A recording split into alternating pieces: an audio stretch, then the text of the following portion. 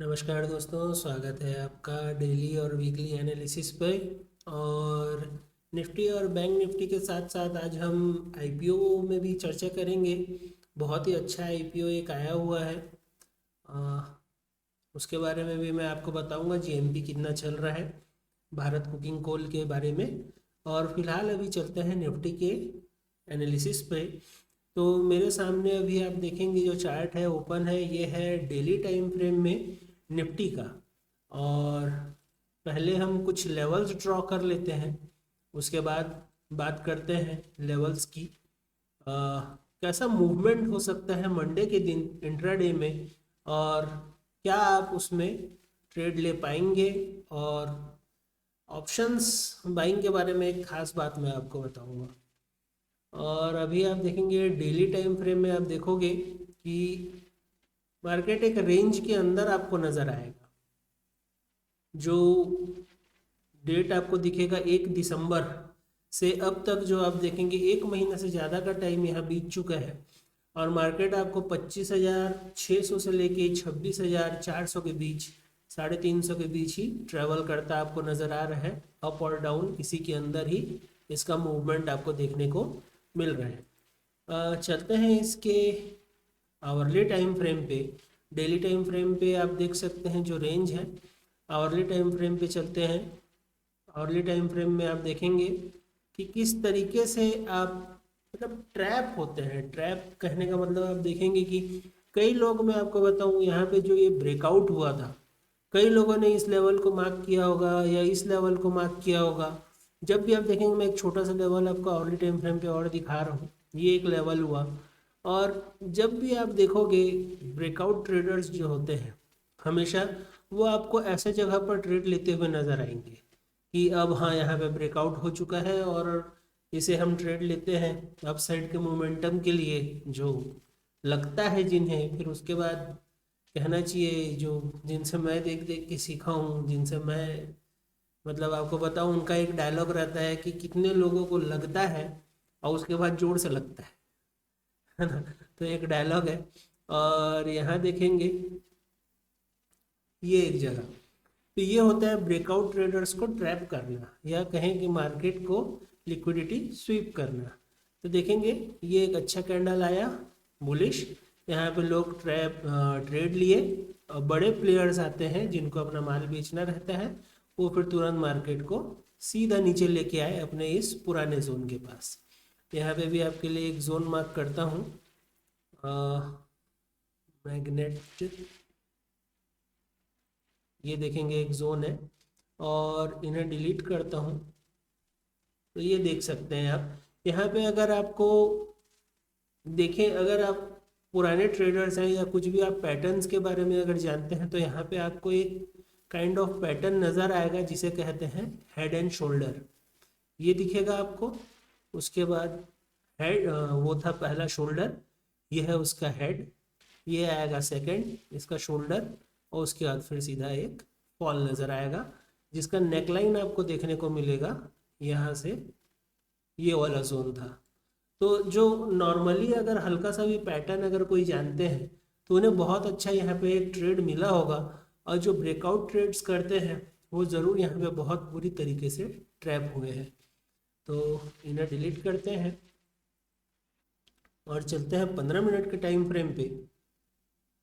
पहले तो आपको एक बात बताऊं मैं, कि जो भी आप अगर यहाँ पे सोच रहे होंगे कि ये जो एरिया है ये इसका ब्रेकडाउन आ चुका है, तो ये आपको एक सपोर्ट की तरह नज़र आएगा। देखिए, दो तरीके के प्लेयर होते हैं, जिनमें से कई लोगों को यहाँ पे एक ब्रेकडाउन नज़र आ रहा होगा और दूसरों को यहाँ पे एक रिटेस्ट रिटेस्ट कहूँ या सपोर्ट कहूँ, सपोर्ट नज़र आ रहा होगा। और यहाँ से जो एक नॉर्मली आप देखोगे, तो एक यहाँ पे रिवर्सल आपको देखने को मिल रहा है, जो मार्केट को इस जगह पे, अगर मार्केट कहीं पे भी खुलता है कल के दिन, या अगर नीचे भी खुल जाता है और वापस से इस जोन के अंदर आता है, तो आपको फिर से लेवल्स देखने को मिलेंगे। हो सकता है यहाँ से मार्केट फिर नीचे की ओर जाना चालू करे, लेकिन अगर आपको यहाँ पे कहीं पे भी रिवर्सल नज़र आता है, तो फिर आपको 25,850 के पास जाता हुआ फिर से नज़र आएगा मार्केट। चलिए 15 मिनट के टाइम फ्रेम पे चलते हैं और देखते हैं आप मंडे के लिए क्या कर सकते हैं। इन ड्राइंग्स को डिलीट करते हैं।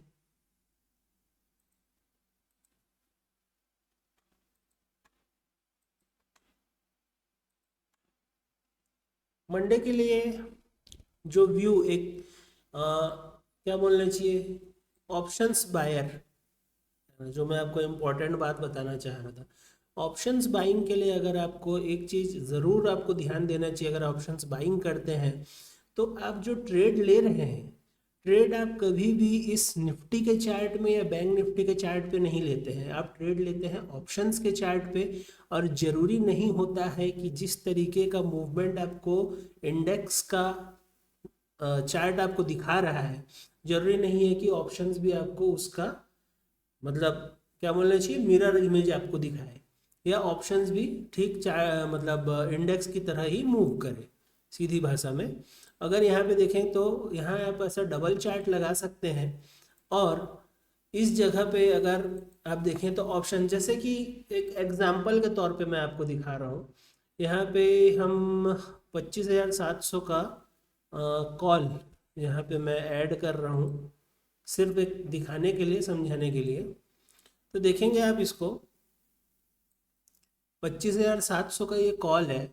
और यहाँ पे आपको ट्रेड लेने के पहले आपको मोमेंटम क्या देखना चाहिए कि यहाँ पे मार्केट में फॉल आया, ठीक है, ये फॉल आपको आते हुए नज़र आया और ये अब वापस घूमा है, एक पुल बैक आपको देखने को मिल रहा है। तो क्या इंडेक्स के जो ऑप्शंस में आप ट्रेड करने वाले हैं, क्या उसमें भी आपको इसी तरीके का कोई पैटर्न नज़र आ रहा है? तो देखेंगे यहाँ पे आपको लगभग वैसा ही एक पैटर्न देखने को यहाँ मिला है। तो अगर कल के दिन इंडेक्स के साथ जरूरी नहीं है आप इस जो मैं आपको दिखाया हूँ अभी 25,700 का जो कॉल ऑप्शन आपको दिखा रहा हूँ, जरूरी नहीं कि आपको इसके इसी में ट्रेड करना है। ये बस मैं आपको एग्जांपल दे रहा हूँ, ट्रेड आपको अपने रिस्क पे करना है। और देखेंगे जैसे कि ये अगर यहाँ पे घूम रहा है और इसका मोमेंटम आपको चेक करना है, ये किस तरीके का मूवमेंट यहाँ दिखा रहा है। और अगर इसमें आपको बाइंग नज़र आता है और साथ ही साथ आपको यहाँ पे इसके चार्ट में, ऑप्शंस के चार्ट में भी अगर आपको बाइंग नज़र आता है, तो दोनों चार्ट को आप देखेंगे कि एक साथ सिंक्रोनाइज हो रहे हैं या नहीं हो रहे हैं, उसके बाद ही आपको ट्रेड लेना है।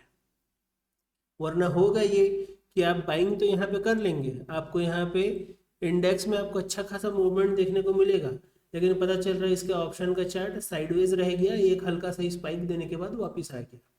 तो ज़्यादातर ट्रेडर्स यहीं फंसते हैं कि इंडेक्स के साथ ऑप्शन सिंक्रोनाइज नहीं होता है, प्रॉब्लम यहाँ पे होती है। तो इन दोनों चीज़ों को आपको बिल्कुल परफेक्ट ध्यान देना होगा कि दोनों एक साथ एक ही डायरेक्शन में मूव कर रहे हैं या नहीं कर रहे हैं। मोस्ट इम्पॉर्टेंट थिंग जो आपको कहूँगा मैं कि ज़रूर ध्यान दीजिएगा, क्योंकि आप बाय ऑप्शन को करते हैं ना कि इंडेक्स को। तो इन दोनों का मूवमेंट आप ज़रूर एक साथ देखें, ध्यान दें इसको। और 15 मिनट का टाइम फ्रेम जैसा मैंने आपको बताया अभी कि ये एक पुल बैक हुआ है, और अगर यहीं पे मार्केट खुलता है या नीचे जाने के बाद फिर से यहाँ से सपोर्ट लेके इस सपोर्ट लाइन के अंदर अगर आता है, तो आपको अच्छा खासा मूवमेंट एक 25,850 के पास आते हुए दिख सकता है। चाहे धीरे मूव करे, ऑप्शंस होल्ड नहीं कर पाएंगे अगर स्लो मोमेंटम रहेगा। स्लो मोमेंटम में फिर आपको पता है कि थीटा डीके का सामना करना पड़ सकता है। और अगर ये कहीं यहाँ कहीं खुलता है, अपसाइड मूवमेंट आपको देता है और उसके बाद इस जगह को ब्रेक करता है, इस सपोर्ट लाइन को अगर ब्रेक करता है, तो फिर आपको डाउनफॉल बहुत ही प्यारा, बहुत ही तेजी से नजर आएगा, क्योंकि ये एक महीने का जोन ब्रेक करेगा और बहुत बड़ा फॉल आपको देखने को मिल सकता है। ये हुआ निफ्टी का बात। चलिए बैंक निफ्टी की बात करते हैं। बैंक निफ्टी में भी पहले चलते हैं डेली टाइम फ्रेम पे।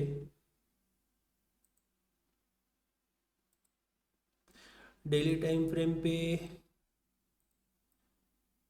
इसमें भी बैंक निफ्टी के लिए पहले तो जोन ड्रॉ कर लेते हैं।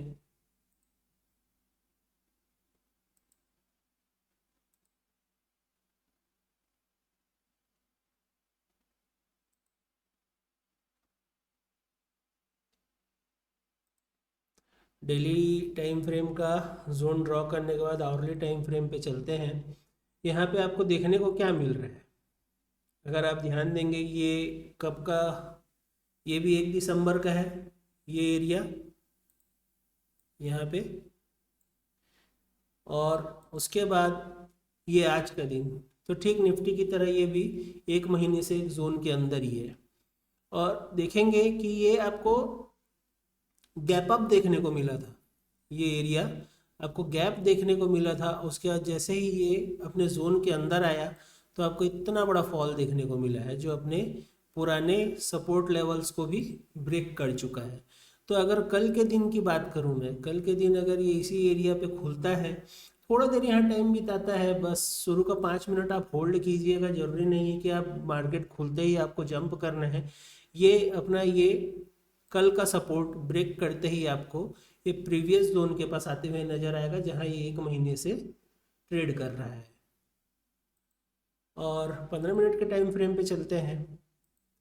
15 मिनट के टाइम फ्रेम में देखेंगे आप कि इसके लिए कुछ लेवल्स बहुत कम है यहाँ पे, इजी आप ड्रॉ कर सकते हो इसको। इसके प्रीवियस डे के हाई और लो को हम मार्क कर लेते हैं और इन्हें डिलीट करते हैं।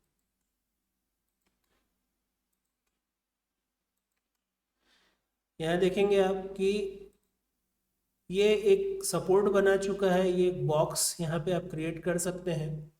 और जैसे ही ये अगर कल के दिन आपको यहाँ से एक हाई मूवमेंट देने की कोशिश करेगा अप साइड, तो इसके लिए जो पहला रेजिस्टेंस रहेगा वो प्रीवियस डे का हाई था, और अगर ये ब्रेक किया तो इसके लिए सेकंड लेवल जो आपको देखने को मिलेगा वो आपको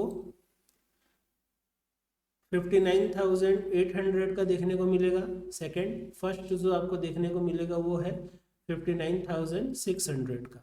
और अगर कहीं ये कल इस लेवल को ब्रेक करता है, इस सपोर्ट जोन को ब्रेक करता है, तो फिर आपको सीधे सीधे एक 300 पॉइंट का मूव, 300 से 350 पॉइंट का मूव यहाँ देखने को मिलेगा जो 58,700 के पास आपको आता हुआ फिर से नजर आएगा। बैंक निफ्टी का सिंपल सा एनालिसिस था। अब चलते हैं आईपीओ की ओर। आईपीओ की ओर अगर देखें तो भारत कुकिंग कोल का ये आईपीओ है।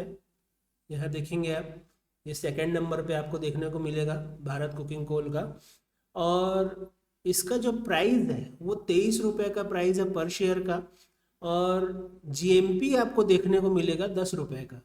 यानी ये टोटल 45% का जीएमपी आपको दिखा रहा है। और लिस्टिंग अगर आप देखेंगे, अलॉटमेंट का 14 तारीख को है, लिस्टिंग 16 तारीख को आपको देखने को मिलेगा। ये क्लोज हो रहा है 14 तारीख को।